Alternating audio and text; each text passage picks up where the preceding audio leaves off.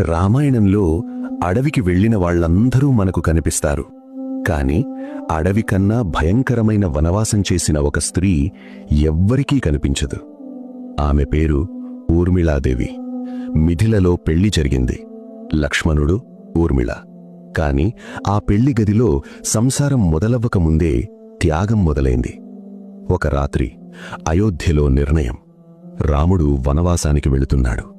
ఆ క్షణమే లక్ష్మణుడు ఒక్క మాటే అన్నాడు, అన్న ఎక్కడుంటే నేను అక్కడే. ఆ మాట విన్న ఊర్మిళ ఏమీ అడగలేదు. నన్ను ఎందుకు వదిలేస్తున్నావు అని కాదు, నేను కూడా వస్తాను అని కూడా కాదు. ఆమె కేవలం ఇలా అంది, నీ ధర్మమే నీ జీవితం, నిన్ను అడ్డుకోవడం నా పాపం. అంతే. తన భర్త కోసం తన జీవితాన్ని తానే వెనక్కి నెట్టేసుకుంది. అడవిలో లక్ష్మణుడు రామసీతలకు కాపలా ఉండాలి.